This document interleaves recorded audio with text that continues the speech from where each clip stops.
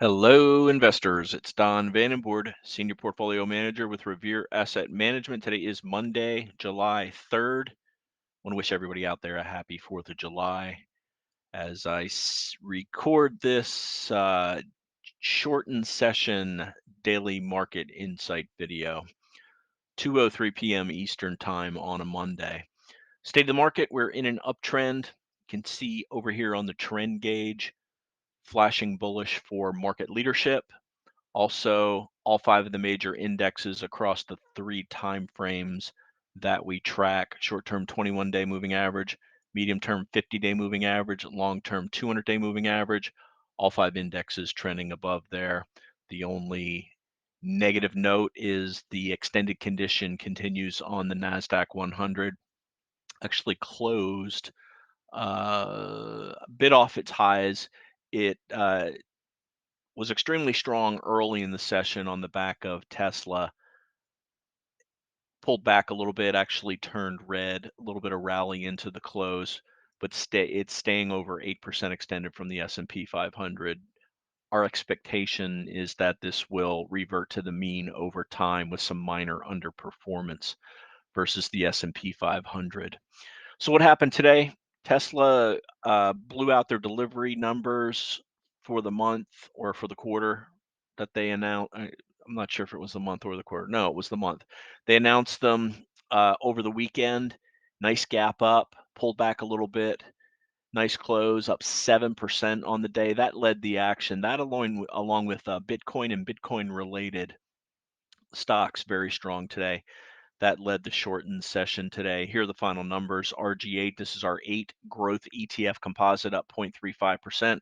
S&P 500 gap down 0.1%, not really a gap, opened down 0.1%. Closed near the highs of the day, up 0.12. NASDAQ 100 plus 0.24. Dow slightly positive. Mid caps up 0.3. Small caps up 0.43. Banks and oils led here. In-house or global 60/40 stock and bond, barely positive. In-house GROTECTION up 0.5%, led by Tesla. Let's get into the main index charts and then the tail of the tape, and then a couple of charts of interest. Here's the S&P 500. You can see the nice gap up Friday on the tame inflation data. Tight range today, hanging up there near the top, just what the bulls would like to see. Even a gentle pullback would be fine.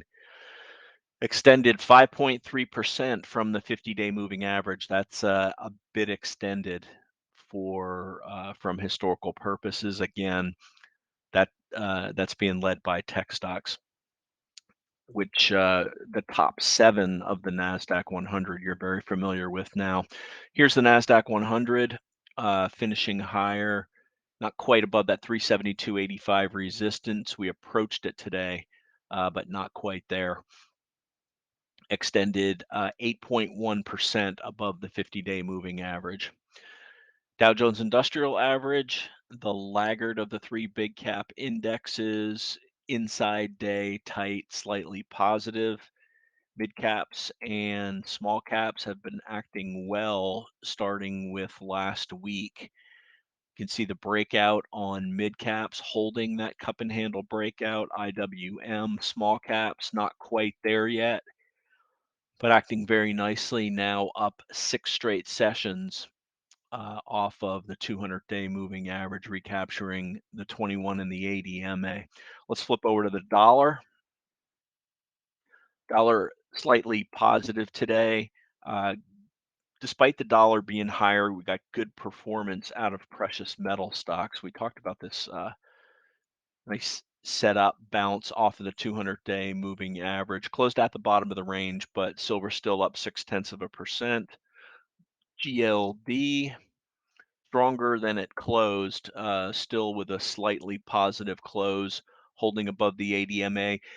For a change in character here, we want to see this get above this declining 21-day moving average. You can see how that has acted as resistance for weeks.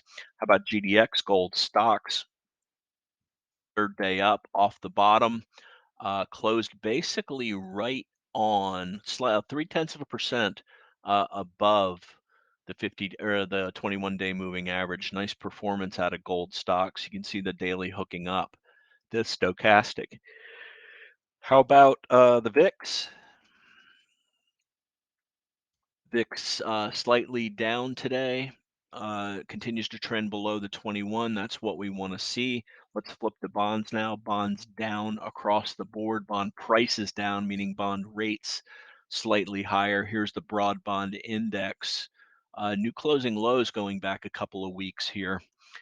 TLT, long range bond, also down, failing at this big convergence of moving averages, down 7/10. That means the 30-year interest rate is going to tick up. It did 0.44 off of the 200-day moving average. The 10-year up 1.13 at the top of its range now for yields. I wouldn't expect that a breakout there would be considered positive for stocks. That will be something we'll be keeping our eye on. Bitcoin in a tight range. This is showing BITO down 1.47%. That is not what I'm showing. Actually, the price is right, but that change is wrong. I'm showing it up 2.5%. Something not quite right about that chart there. Might have something to do with the half day. Let's get into the tail of the tape now. This is certainly not one of my smoother market insight videos, so you can pause this. If you want to read it in detail, I'll hit the highlights as usual. Positive stochastics, where we want to see them.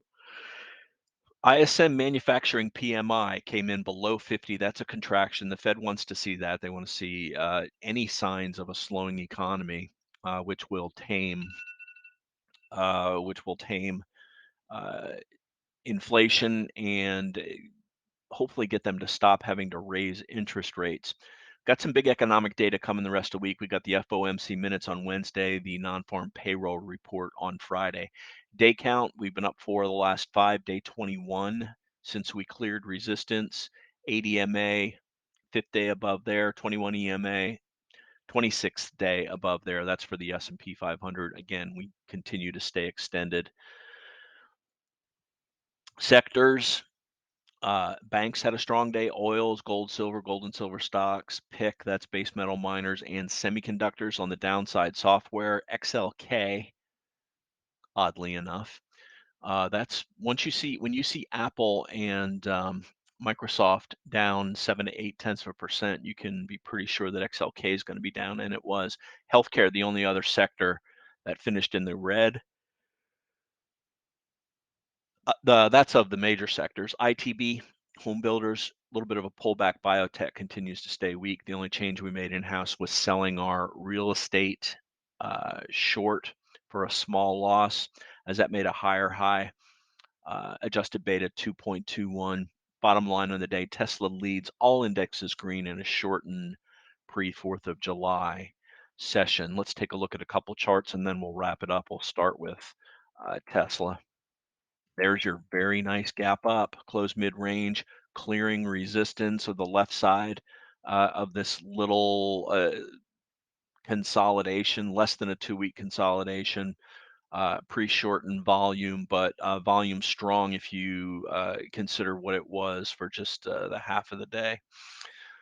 What else we want to take a look at? How about these Bitcoin related stocks that had a good day? MSTR up 10%, clearing a base. That is a software company that has a massive amount of Bitcoin on their balance sheet because their CEO, Michael Saylor, is just a Bitcoin lunatic. Let's see what else. Coinbase, how'd that do today? That did well, up almost 12%. The other two, Marathon Digital, up 10.5%, and Riot. These move in sync with Bitcoin, up 12.5% today. Anything else jump out? Yeah, how about AEHR? Test Systems cleared this downtrend, breaking this downtrend line from last week, but closed at the low of its range last week, continued to show the strength. This week up over 7% on the day. Let's see what else. ENVX. This is a story stock. No booked sales yet, but they're signing a bunch of contracts, and their production seems to be going well. Look at the last 5 days of accumulation on this, clearing the base. It's triggered the power from the pivot. Right now, certainly has our attention if they start to deliver on their promises. Definitely, they claim they've got game-changing battery safety technology. Ultimately, the market will be the judge of that. And that's going to wrap it. As always, love to hear from you. I'm Don at RevereAsset.com. My partner, Dan Stewart, Dan at RevereAsset.com. The phone is 855 Real Wealth. That's 855-732-5932. Remember, it's not how much you make in the market, it's how much of that you can keep. We are active managers here at Revere. Our process is based on the legendary William O'Neill identifying leading stocks and leading sectors when the market is in an uptrend, getting the heck out of the way when the market is risky. That's primarily identified by being below the 200-day moving average. This is where all bear markets occur. We dodged most of that damage last year. Now we're taking advantage of the dry powder to ride the healthy market. Avoid the risky market, stay in the healthy market. Give us a shout if you're interested in this approach. And with that, I'll wrap up Monday, July 3rd. This is Don Vandenbord with Revere Asset, telling it like it is. Have a great and safe 4th of July, and I'll be back Wednesday evening with the next update.